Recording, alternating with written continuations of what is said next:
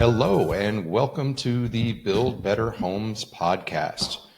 My name is Royal. I'm your host today, and with me, this is Mr. John O'Shea. How are you doing today, sir? I'm doing fantastic. Ready to talk about some design parameters around napkin to permits. I'm excited to be here. Happy Halloween, everyone. This one's fun for you. I've had my own experience in some design work. I worked my way through school as a kitchen designer, so dealing more with the interior design of aspects. Worked in a kitchen and bath department, so all of the flooring and tile and other things, vanities, cabinet work, everything to finish everything off. Now I'm a structural engineer, so I'm on the structural side of things, working with what most people don't see. But you, before you came to PLIRIS, you were the head of architecture and forward planning for a pretty large home builder.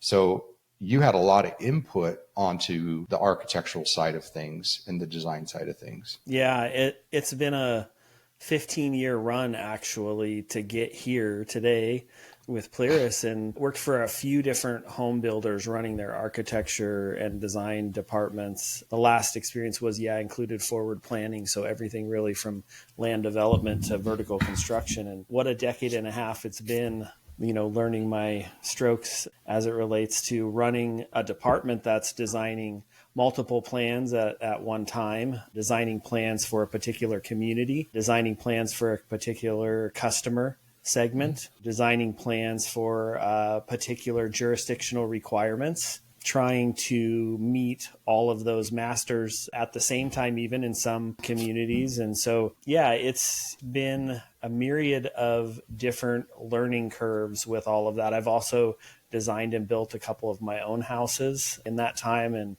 I've also ran a construction company through that time on kind of the other side of my life too. I've owned a construction company, been doing that really since the inception of me in the industry. So it's been a long run, and I got a lot to say about taking a project from, the vision of someone or myself or a customer segment or a community or a jurisdiction and trying to get it through to the very end. There's a lot to it. There's a lot of nuances to it. And where to begin is an interesting question. Some projects, albeit custom projects, are looked at specifically for what site they're going to be built on.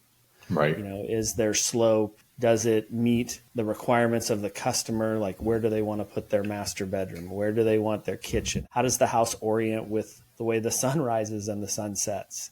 Right. And then it kind of transfers onto the production builder, who's basically marketing and sales are coming up with a customer segment and wanting to design homes that meet that buyer profile, how people are living in their homes. Right. Most recently, the builder that you mentioned that I worked for 5 years, they were acquired by a larger international firm. And that particular international firm had a certain way that they went about designating the lifestyle and the customer segment and how they design how people actually live in their homes daily and how they get the most out of their homes. And so that was kind of interweaved with how we build homes in the Northwest versus how they kind of look at homes from the customer segment. There's layout, there's curb appeal, there's orientation, there's just so much to it. So to skin the cat, horrible thing. I guess good on Halloween, maybe. We are recording on Halloween, so if we make some Halloween references, now you know why. So I guess we start out with the vision. Right. Being contacted by a customer or being engaged by, a company to design a plan. It really starts with what is the ethos of the project? What's the intent and what's the why behind the project? I think if you're talking about a particular customer that comes to you that wants to build a custom home, understanding where their lot is, where they want to orient their house on the lot, and getting some ideas. Really, I usually refer customers to, believe it or not, Pinterest to kind of snip a bunch of ideas together on a board to kind of create a vision board to get an idea of what they like. That's a great idea. Yeah, that is a great idea. I'm going to pull back on your site reference. So you and I have both worked with development builders where, they kind of have like a preset plans that they're going to build across the community. In vast majority, the highest percentage of building for all residential building, it's very much the community type building for single family residential. Just the production level, the price point, everything that those community builders can develop, and the amount of square footage they're able to throw up in a very efficient, quick amount of time. That's why those lead in the percentage. But then you and I have also worked with build on your own lot builders. What's cool with some of the build on your own lot builders is, it's your property. You go buy the land. You're just relying on them to build the house. And some of those build on your own lot builders, they may have a portfolio of plans where they just say, hey, this is the plan. This is what you get to work with, and that's it. And then there's other build on your own lot builders that allow you to customize every aspect of it. As we talked about, I believe in our last episode, there's different levels of custom, right? And so we work with a build on your own lot builder that their typical home is somewhere in maybe that 1,400 to 2,000 square foot range. They allow you to donate labor to the build itself to bring your price down. They have some models in there where it's a great way for somebody if they're looking to try and get into something not in a community, but something they're making their own on their own lot, trying to get to a decent price point or cut some of their costs. It's a great way to do it. But then I just worked with my brother on their home. I have a big brother from the Big Brother program. So if anybody's listening or has ever had a big brother from the Big Brother program and knows what that program is, it's a fantastic program. If you have the time as an individual, recommend donating time to that program. But I have a big brother from the Big Brother program. He's built a very successful business, and they finally decided, here he is approaching retirement, that they want to build their own home. First off, it was location, right? And I explained to them right away. I was like, the only thing you can't change about a home is the location. That's it. And I mean, even that's it sometimes in question. I recently found out my neighbor, all of the houses on my street are almost fairly new. His house, I looked it up and it said 1930. I'm like, how the heck is that thing 1930? Well, it turns out he actually built the platform for the house because we are on the water, so we have to be elevated. And then he trucked this historic house from across the state basically and had it set on the platform that he built. So, that's an extreme example of changing the location of your home, right? Most people aren't changing the location of their home. But I just told him, I was like, you can't change the location of your home. So if you love where this piece of land is at and you want to be there, just like there was 2 lots available on this hillside that overlooked a creek or overlooked like a little creek and lake area. I was like, if that's where you want to be, just buy the lot and we'll figure out the house. We'll figure out a house that fits, right? Yeah. Well, he did. And then his question next is, well, how do I figure out who's going to build my house? And I said, well, my best recommendation, and this is the recommendation I give to anybody, is look up 3 builders. I recommend you look at the local home builders association, and even give them a call and say, hey, I am looking for a builder for my house, and these are the specifics of it. It's in this part of town. I'm looking at a builder that has experience in this kind of price point of a home, and give them those ideas, because there are builders that are really great at lower cost production homes, and there's builders that are great at mid-level, and there's builders that are great at high level. You don't want the low cost production builder building your high level custom home. There's a big variance in experience, customer interaction, expectation, everything in that. So be wary of that. So recommend using your local home builders as a resource, your local home builders association, HBA, as a resource. Call them. That's what they are there for, and get recommendations from them. Pick at least 3 and then go and meet with each one of them. Go over what you want, what you expect, allow them to show you past projects, all that stuff. And then you pick the one that you get along the best with, because a home building process is a very long process. It's very daunting. There's hundreds, if not thousands, of decisions you're going to have to make. It's the biggest purchase you'll ever make. And and there's emotions tied to it. And it's your it's your safe spot. It's your safe zone. It's where you go, it's where you live. Your home is your castle. Your home is your castle. So it's huge to make those things. So it's my recommendation always is interview the 3, pick the one that you get along the best with, and don't care about the price. Because the fact of the matter is, if you don't get along with the person that's building your house, the price isn't going to matter, because you are going to resent the process the entire time. If you don't get, heard anecdotally from people, oh man, I went into the process thinking it was, going to be this, and I came out of it and it was completely horrible. And there were cost overruns and, we didn't get what we wanted. And, Yeah. it was just a very challenging experience. So that's really good advice. Yeah. We're working with one right now. We designed the house plans for them, or we didn't, they bought a set of house plans from a house plan partner, and we'll talk about that. And we worked with them to get those to a permittable plan set. And we told them from day one that, hey, you guys are not in a good position with your experience and everything else you have going on in your lives to handle this design, permitting, and build process yourselves. And they argued and they argued and they argued with me, or they just ignored me is the other part of that. It was over 2 years until we even got the plans through permitting.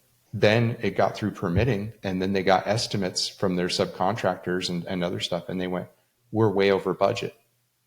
And it was a 3-story house. And they're like, can we take off the top floor? I'm like, you guys, like, I went back through prior correspondence and prior meeting notes. And I mean, there wasn't a single meeting or single email that we didn't have where I had recommended they bring in a contractor right then, because they were also talking about where they were at budget and price point wise. And I said, you guys are the amount of earthwork that's going to be needed for this, the size foundation, because of where this house is located. I don't think you guys fully understand the expense associated with this. And you're going to want to be bringing in contractors now. And instead they drug it out and then wound up in the situation they're in. So this is why it's really good to bring in a quality contractor that's familiar with that area, familiar with that build type that you want right in the very beginning. And that you get along with. And that you get along with. Absolutely, that you get along with. So, but that's encompassing with the design process, right? That's a part of it. So we find our lot, right? We find our builder that we're going to work with on it. And then, if you're going to be an owner builder, hey, more power to you. Do it. If you have the time and the stress tolerance to handle it, do it. All right. I think one of the things that even just when we built our last house, my wife was challenged, which was just the sheer number of decisions. Mm-hmm. Even if you make a lot of decisions ahead of time, mm-hmm. there are things that come along, especially with a custom home build, that you see as you go and you're like, I don't know, I need to make this pivot. And that's very hard to do if you are trying to do it in the moment and hasn't been thought out well. So, absolutely. Absolutely. It's decisions. Paper cuts. Oh, it is. People are just like, oh yeah, I just want this. And then it's like, okay, well, what windows do you want? Well, I just want vinyl windows. Okay. What energy rating? Do you want them all open left? Do you want gridded? Do you want white vinyl? Do you want black vinyl? Do you want black on the outside, white on the inside? Like, and then, okay, well, now let's talk about your outlet covers. What kind of switches do you want? What do you mean, what kind of switches do I want? Right? Yeah. Do you want regular switches? Do you want rocker switches? Do you want dimmers? Which lights do you want dimmers on? Now let's talk about outlet covers. Oh, there's what color? Associated with all of right. Oh, every single one of them. Associated with all of those. So yeah. So then we go into the design aspect. And some of those builders you meet with, they may have a portfolio of plans. They may have in-house designers or in-house architects. And, that's one part of the process. But then the other part is, hey, let's say you don't have any of that. And you're going to go through and you're going to do the design process. And you're going to either own or builder, or you're going to throw it out to bid for multiple builders, and you're just going with, who can do it, or going about the process. So one thing is people meet, the term architect immediately comes into discussion. I have zero things against architects. Architects serve an amazing purpose. I'm a licensed engineer, professional engineer. Licensed architects have, I'll be honest, they have a much more intense and stringent licensing process than engineers have. A lot of architects, based on the state you're in, they are capable or are trained to also do engineering, although most of them relinquish that to their engineers, whether that be liability or efficiency, right? We're trained very exclusively in engineering a home. Architects are trained in a very much larger bubble of everything they need to be considering. But the fact is in single family residential, less than 3% of single family residential is designed by an architect. What you see is like residential designers, and those residential designers can come from any background, a multitude of backgrounds. those residential designers, there's some that I've worked with that when it comes to single family residential and what has to be considered and accounted for, or especially in the case of like we've talked about different materials, ICF and SIP and stuff like that, they become subject matter experts in those materials, and they know what to expect, what to account for, what to plan for on every aspect of the build. And they become your most valuable player of everything. Okay, but if we're just talking general wood construction, we have a lot of experience with ICF. Wood is the most used material in the United States for residential construction by a significant margin. I mean, we're not about 90% plus is wood construction, and the remaining 10 to 15% is everybody else. Yeah. So there's every other material. So when it comes to general wood construction design, there's different ways to start. There's from the napkin sketch, right, that we discussed, is starting at the napkin, and we come up with a concept, or your great recommendation, a Pinterest board. Similar recommendations. A Pinterest board is a great one. Going and looking at house plan websites. Yeah. And that's where we really recommend people start, is the Pinterest board, the house plan websites. And you're going to find a lot of things on Pinterest that directly will link you to a house plan on a house plan website. And understand there's only so many ways to configure a box, right? Yeah. In the end, a house is a box. It's got walls, it's got windows, it's got doors, and it's got a roof and a foundation, right? That and everything else is just in there. And so that's what we're looking at in the initial design is, how big of a box do you want? How many rooms do you want in that box? How do you want the layout of that box, right? Yeah, a few things with that. There's zoning laws, there's setbacks, there's lot coverage. Those are kind of limiting factors, right? Again, of the design process. And so slope, sun path, drainage, orientation, those things are all things that also kind of are factors that get taken into consideration, not only with feasibility of whether something's going to work, but also where it can be placed, how it can be placed, and what are our limitations on that napkin sketch on that site. Right. So those are things you need to vet early on in feasibility, which is kind of what you're talking about. Yeah, and we have a checklist. This is for clients that come to us and are starting the process, or if they're buying a set of house plans from one of our house plan partners, and we'll talk about that separately.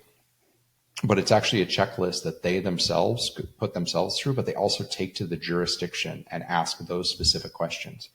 Because people may not know this. I mean, if you buy a lot in a city or you buy a lot in a county, even, there are still jurisdictional restrictions and requirements, like the lot coverage that you referred to, which they're trying to basically make sure that there's still enough grass and other area around you to manage the water that's falling and provide an adequate yard. Those are things that you have to account for. Your maximum impervious surface, so what your driveway and stuff is, your setbacks. So most developments have anywhere from like a 20 to 30 foot back of curb or even back of sidewalk setback to your garage front. And that's so somebody can have a car parked in the driveway and not be blocking a sidewalk or being protruded or public right of way. There's utility easements and there's other easements that come into account. Those are all things you have to account for if you're out in the county or in a place that doesn't have standard sewer, or if you're going to be on a well. There's setbacks and requirements of how far away your septic system has to be away from your house. There's and how percolation tests for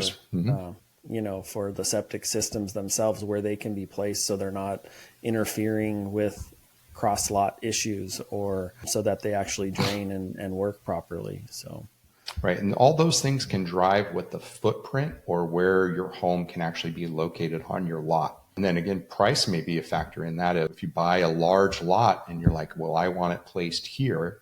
Well, based on where that placement is, it can result in an increase in your costs on all of your septic and your well and your driveway access and everything. The size of the foundation that you're going to have to do. Those are all things that can be driving factors in that. So definitely some things to consider in those aspects, which always do a site visit. To Royal's point, always go to your jurisdiction. Once you have that sketch, once you have that idea of where you want to put it, always do your site visit with your local jurisdiction. Yeah, absolutely. Absolutely. Yeah. So those are very important.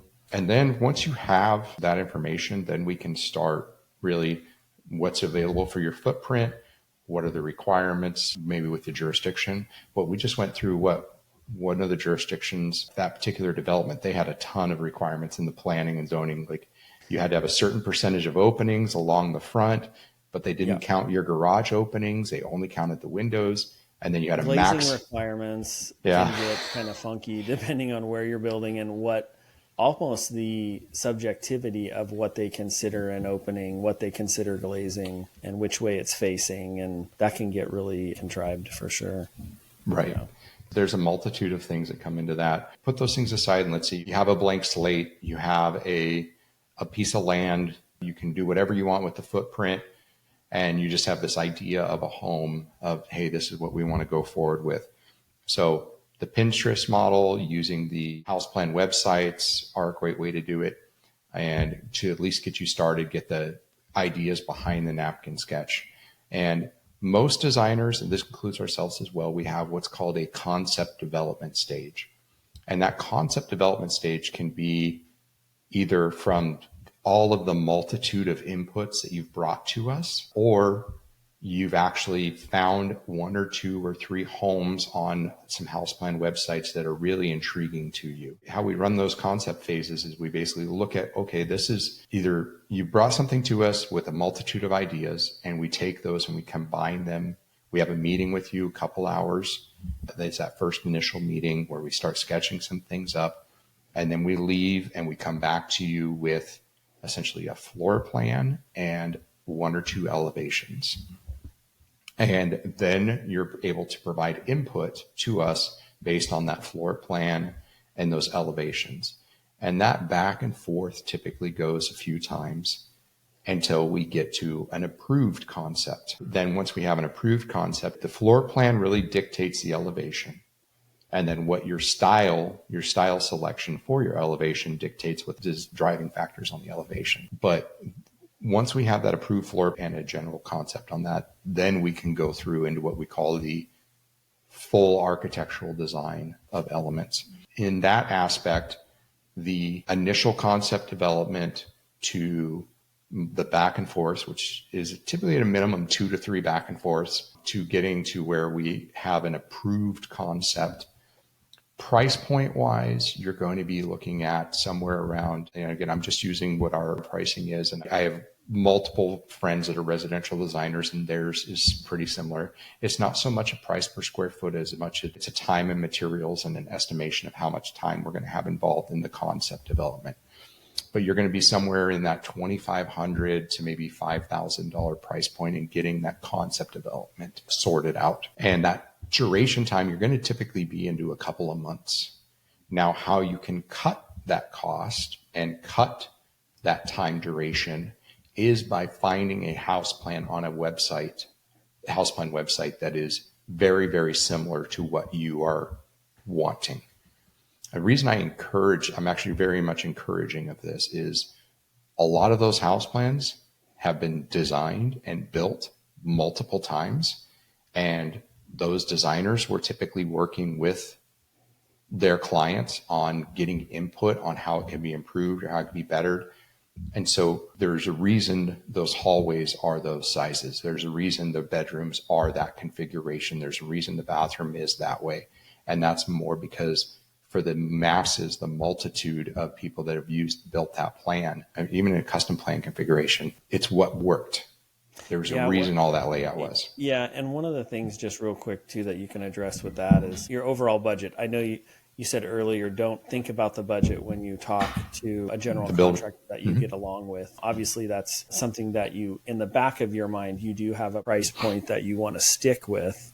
And so a lot of times cost overruns can happen in the design early on concept design phase, meaning that your overall budget at the end is going to be too much. So it's really important. One of the things we really keep in mind when going through that back and forth concept phase is kind of the purchasing supply chain aspect of it in the background, making sure that, you know, what we're designing sticks within your overall budget so that we don't go too far above and beyond or below where you're looking. I know that just from the last 20 years or so of being in the industry, it can go, the costs can fluctuate a great deal based on, you know, the timing of when you're building a house. We all know interest rates are a thing as well, but just making sure that when you do partner with that general contractor, who either has their own designer or you partner with someone like us, we always try and keep that budget in mind when we're designing the house so that your needs are met with how many bathrooms, how many bedrooms, the look of the house you want, the layout, the master on the main,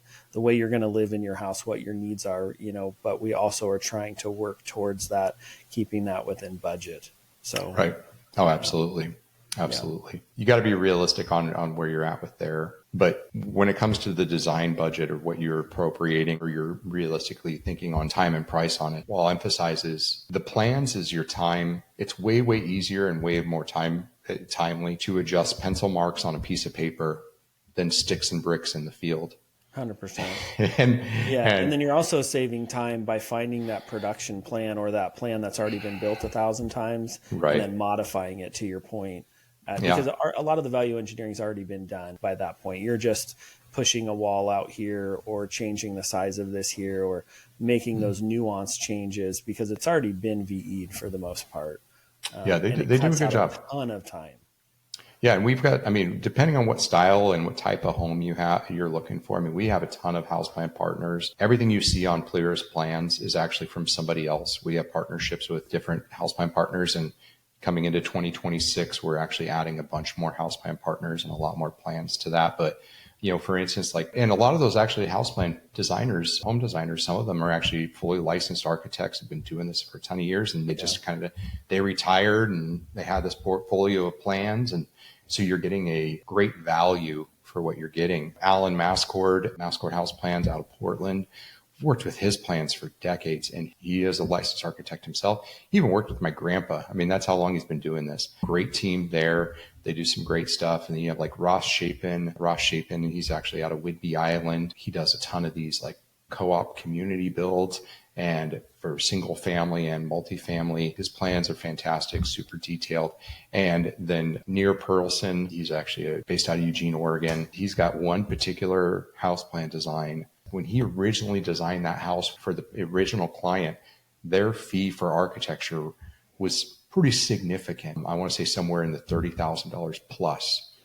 And now you can buy that entire house plan design for like $800, right? Yeah. So you're getting that design, the level of detail that they had and all that stuff for a much lower cost point. The reason it is that is it's a volume game. Right? Yeah. They're hoping that plan sells multiple times over the course of the years to come to recoup their time and expense and input into it. So it's a great way to dive into it. A lot of those designers, they have their own websites or they may market on some of the other big national websites, but you can get into a plan like that, except for like somewhere between that 800 to maybe 1600 price point. Some of those plan providers, we have a partnership with them. So they send us the CAD files at no extra cost to the client. Or if you do want the CAD files or do need the CAD files, you're going to pay somewhere between about 50 to 100% markup relative to the single use PDF files. But then we can work with them, right? Then you can take those and you can make your own, or you can work directly with the website, Mascord and all of those people. They have designers in-house. So you can call them and say, hey, I really like this plan, but I want the master 5 feet wider and 5 feet deeper. And I want a double sink instead of a single sink. And they give you an estimate and they get it taken care of. Then you're getting through the architectural concept level of your design. What I'll relate to that is, the price point, the timeline wise, right? So we were talking maybe a couple of months from the napkin sketch and maybe 2,500 to 5,000 to the concept level. And then you're probably talking maybe another few $1,000s to get that concept plan to what would be a permittable architectural set. So everything is documents, the actual architectural construction documents. So you're going to be overall into a plan set from napkin sketch through maybe in that 8 to 10,000 and a couple of months in. Whereas if you use a house plan company or a partnership with a house plan company and one of those pre-designed, you can oftentimes get into those with the CAD files for maybe around $2,000 to $3,000, and then modifications to personalize it to you, maybe $1,000 to $2,000. And your timeline is grossly reduced, whereas you're buying it off the shelf and you're getting it ready to a construction level set within a matter of weeks or maybe a month. If you're able to find something that already exists that's close to what you want, getting it to exactly what you want and modified is much more cost and time effective. Yeah. So I think one of the important things to define too is, we call them A pages, the architectural pages, right? That's what the architect creates, which is the building in its entirety, all the cladding, the dimensioning of like where rooms and walls and things and windows and doors lie. And then we move on to the CDs, which is like the structural pages, which is something that PLIRIS, that's kind of the heart and soul of PLIRIS, although we do all the architectural pages as well. And that's kind of the details, the specifications, the sizing, the vertical, lateral, and calculations that go specifically, the technical documents that go with those architectural pages.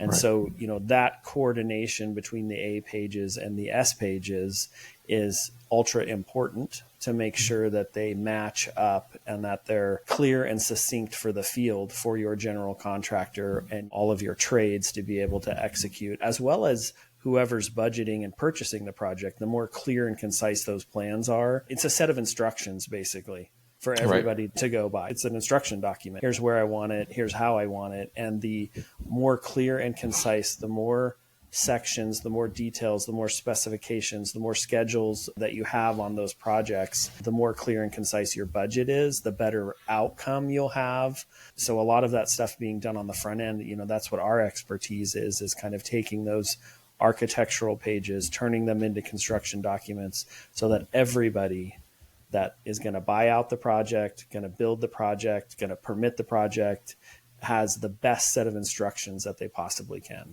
It's important that we, everything we talked about, from the zoning, the site coverage, the planning requirements, the architectural, and then into the structural, none of that is mutually exclusive. They all interconnect into each other. Yeah. And one thing I want to hit on with people, because I do get this question of, well, I bought these plans off the website and they bring them to us, right, to finish them. We have partnerships with multiple house plan websites, and then they'll send their clients to us to get them complete to permit. So understand, when you're buying off a house plan website, you're buying a plan that maybe was designed 20, 30 years ago for a specific client on a specific lot. Well, codes have changed. Things have changed. Planning requirements dictate a lot of based on where it's going. And you bought it at such a low price because it was designed once years ago, and now it's in a production stage. It's in a volume sales stage. So the cost to take that and modify it, now you're paying somebody's time to go through and make these modifications and make these changes. And we had like one person that came to us and they bought a house plan from one of our plan partners. And I looked at the plan and they paid like $1,100 for it. Well, it was a 2-story house. They wanted to add a full basement to it. And then it was being built in an area that had very specific jurisdictional requirements. They asked us to do everything. They wanted us to do their site plan. They wanted us to, work with their geotech or they didn't have a geotech, so we were going to help source them a geotech. Well, in the end, everything for us to get that plan set to a full, complete permittable plan set based on their jurisdictional requirements went from the $1,100 to like $15,000. And they couldn't wrap their head around. They went, well, that costs, all of that is way more than what I paid for the original plan. Can't I just build it from the original plan? And, the extreme example I have of this is we had a client that bought a set of house plans from a website that only offered a few house plans. They were all pencil drawn. And they didn't have any CAD files associated with them. Oh, wow. And the house plans were designed in 1997 for around Omaha, Nebraska. And this person wanted to build this house on the Oregon coast. Oh, yeah. Directly affronting the water. So we had over 20-year difference in building codes. Is that every 3 years the building codes in Oregon update, right? Right. They adopt it, and then they'll even do minor mid-year adoption or changes throughout it. So anyways, we had over 20 years of code changes. We had a completely different state with massively different environmental and energy code requirements. Not to mention it needed to be fully engineered for all these differences. And that client had just gone and bought the plans and took them right into the jurisdiction, thinking they could just submit them right in. It was a fancy house. So again, they budgeted for the time and the expense of what it was going to take to get that design to their site specific requirements. That's a big thing that people need to understand, is that the jurisdiction or the city or state that you're in, or city, county, or state that you're in, are all going to have requirements and regulations on what you can build, how you can build it, what the energy code requirements are. There's site-specific structural design requirements. One extreme example I have is a house we did in Lake Tahoe, where on one side of the street, the snow load was 150 pounds per square foot roof snow load, and on the other side of the street, it was 185. And we argued with the jurisdiction, why was that? And they just said, that's where the line is, deal with it. So we had to design for 35 pounds more of roof snow load just because that's where the line cut through, right? Those things exist. So when you buy a set of house plans off of a website, it is a rarity that you are going to be able to take those and submit them for permits and go build that plan. There's more things that need to be done to meet your jurisdictional requirements. So with that, we have your zoning and planning, we have your architectural modifications or changes, we have the structural, and that's typically the minimum. And then above and beyond that, we get into some of the things that we've talked about before, which is the biggest one that's coming up now is energy code. Yeah. So, which you being in the Northwest. Yeah, that's a whole probably podcast in and of itself. But yeah, the energy code, it's a myriad of things that are coming together to basically create efficiency within the building envelope. And every 3 years, it seems to get more and more stringent.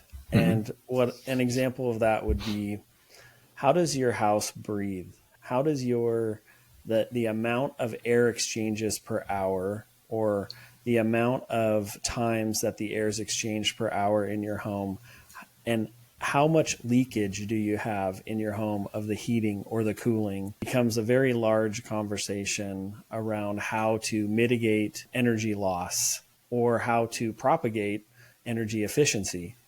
And so all of these things come together to meaning your cladding, your building envelope, some of the things we've talked about in previous podcasts, how even your framing is set up in your house, how all of these things kind of interact, what type of HVAC system you have. Is it geothermal? Is it a heat pump? Is it electric? Is it gas? How big are your windows? Do they have the UV rating you need?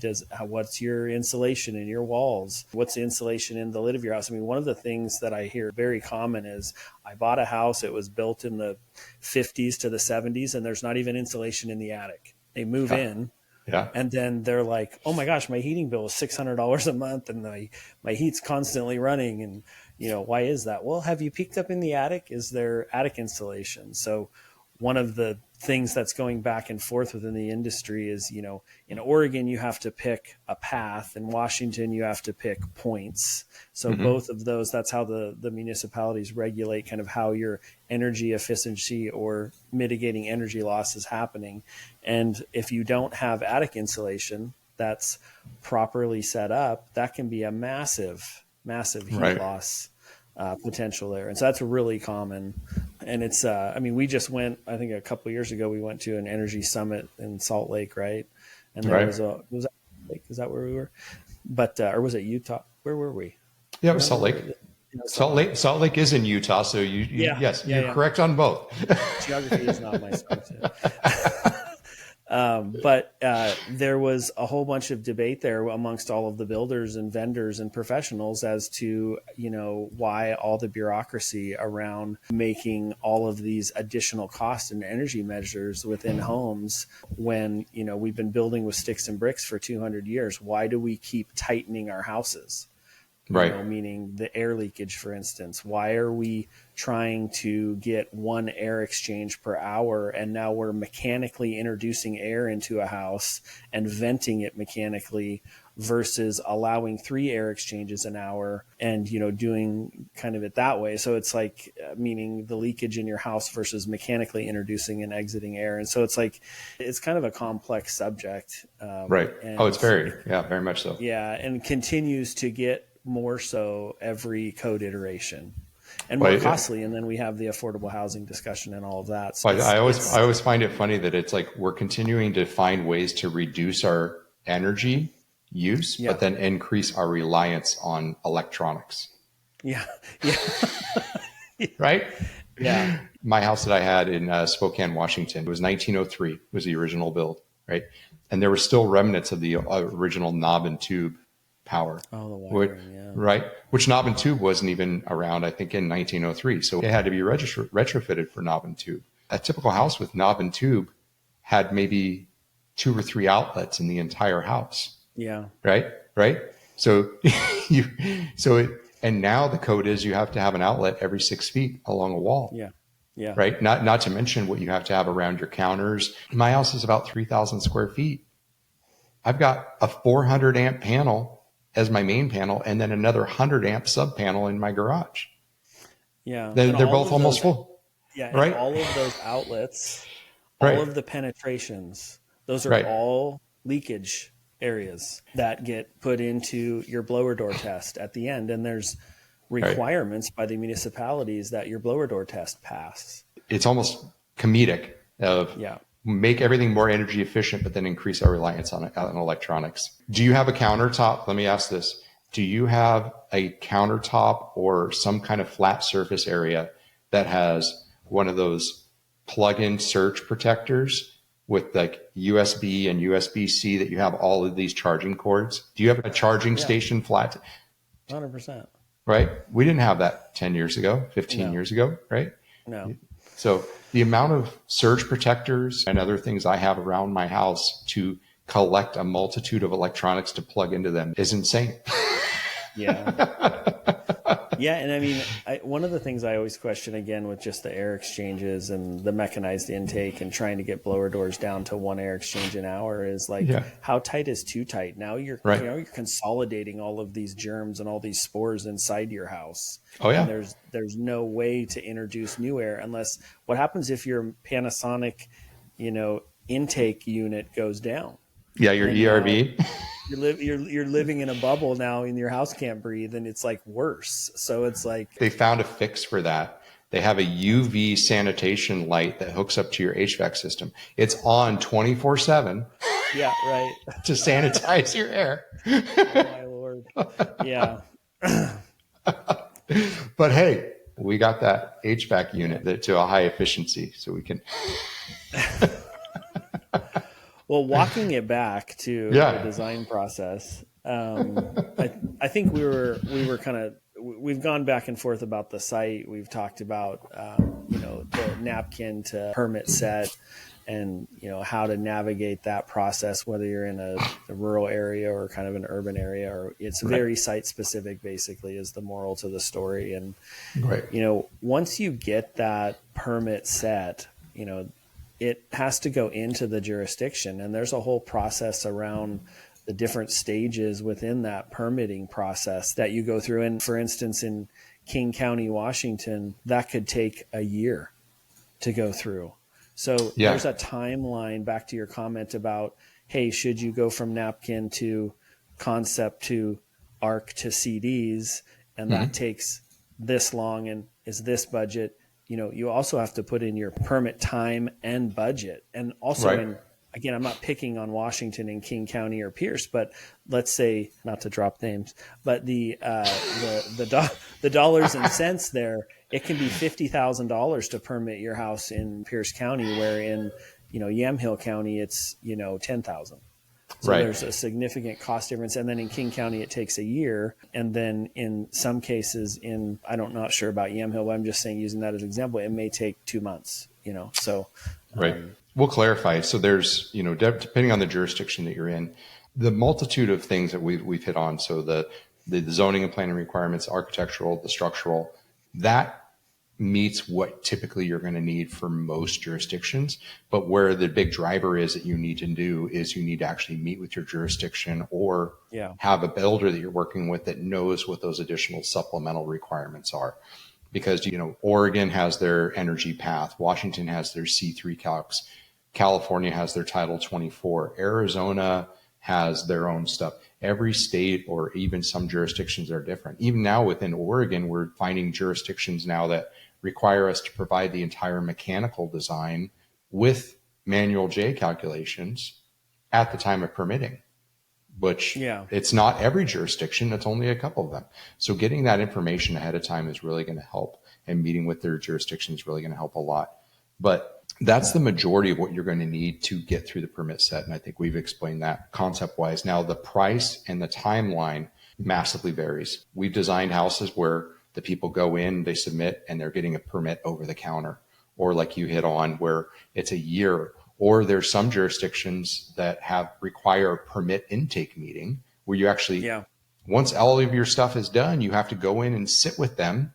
So you have to schedule it, and it can be 6 months out. There was a time there, I don't know where it's at now, but there was a larger city that we were doing work in. Their permit intake meeting they were scheduling 12 to 18 months out. There was actually a guy that found out about this. And so what he started doing was going and scheduling a permit intake meeting every single day. And then he would sell his spots in line.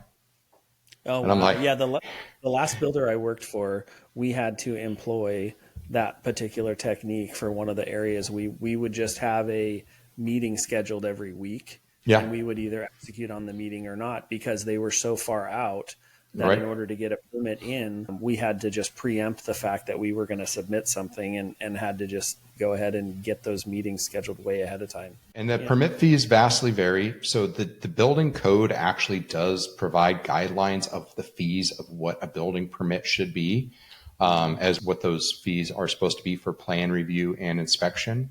And then you have jurisdictions that then adjust those fees. But now jurisdictions have added on top of a permit fee what they call SDCs, or system development charges. Very expensive, some of them. They get very expensive. And then there's also now what they're calling their parks fee.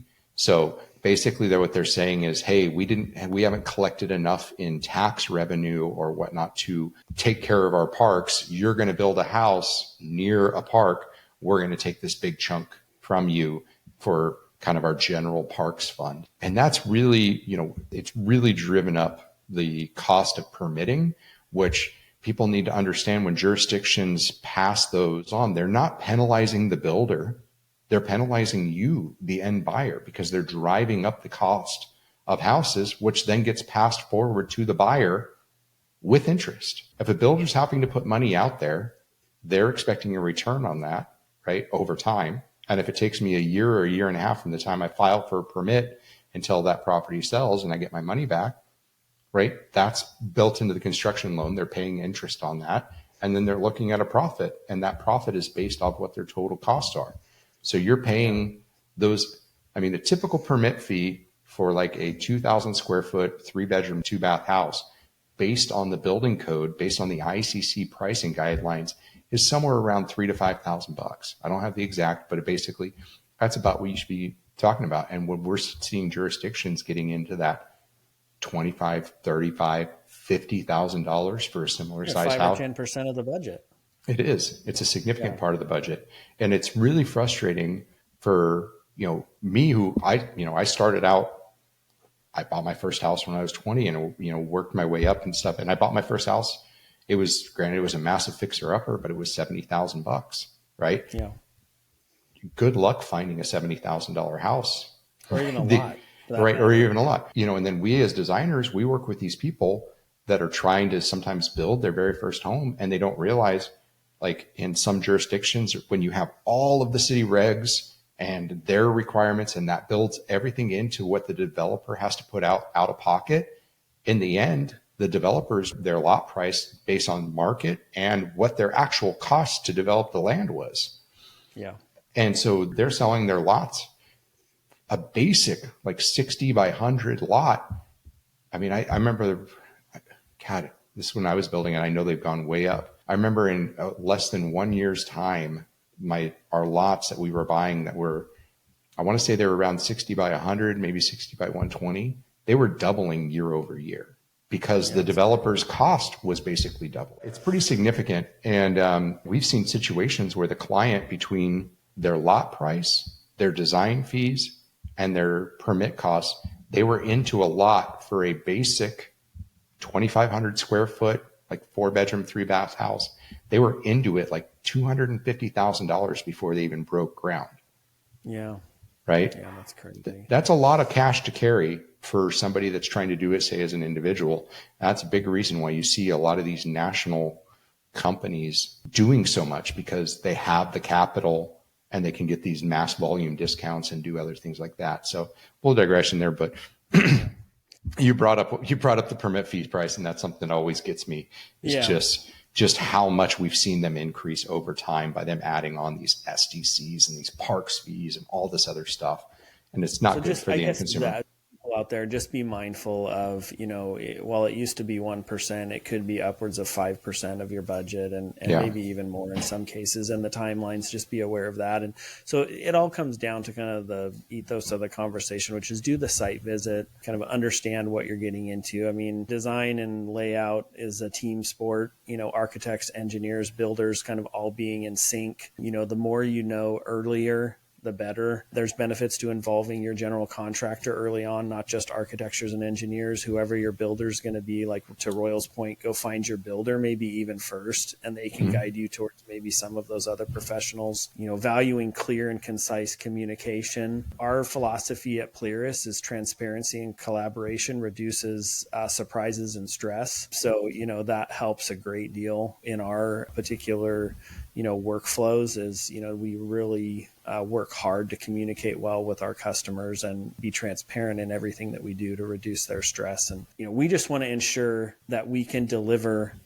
in a complete manner. PLIRIS, Royal, you coined PLIRIS, which is complete, right? Yeah.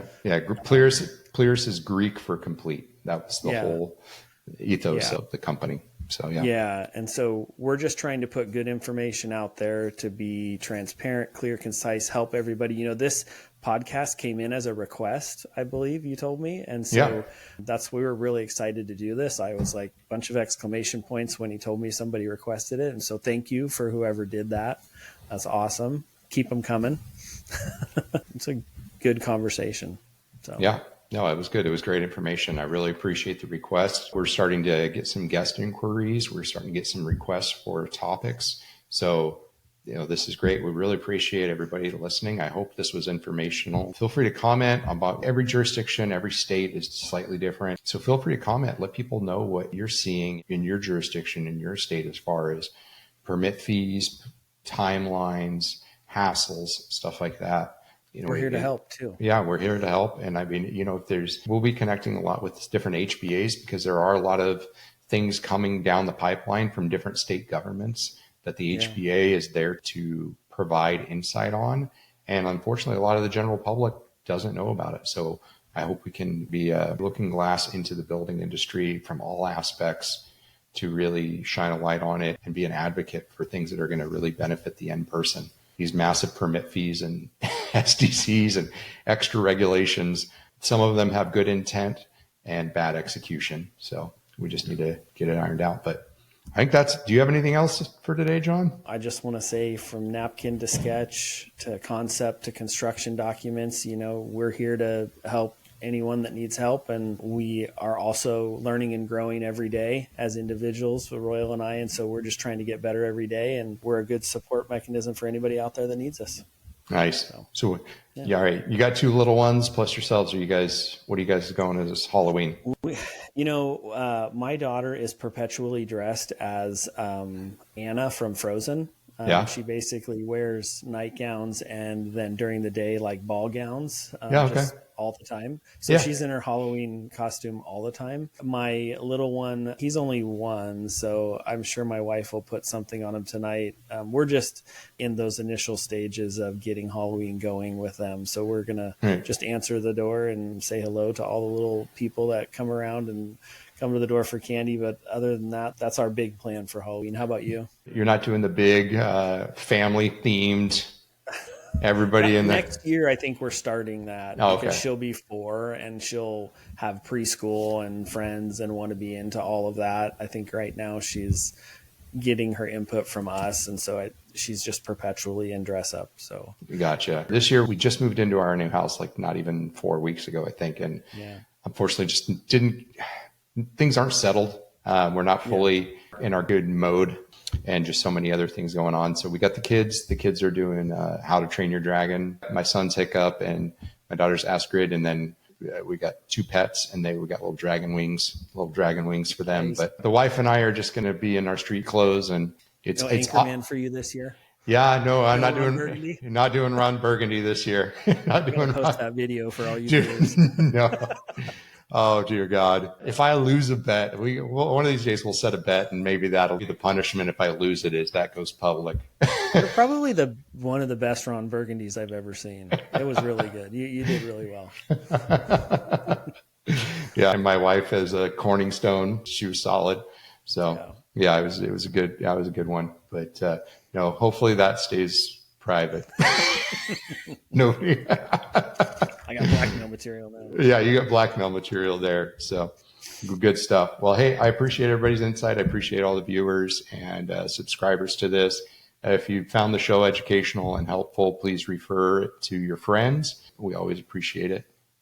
If you have questions, feel free to ask them. If you would like to be a guest, if you do something in the home building industry and that you think you bring value to the listeners, please feel free to reach out, and we'd love to have you on as a guest. And I think the next few episodes, we actually have some really cool guests coming on, so I'm excited about that. So otherwise, happy Halloween. We're a week behind or 2 weeks behind there, but happy Halloween and have a great day. You too. Bye-bye.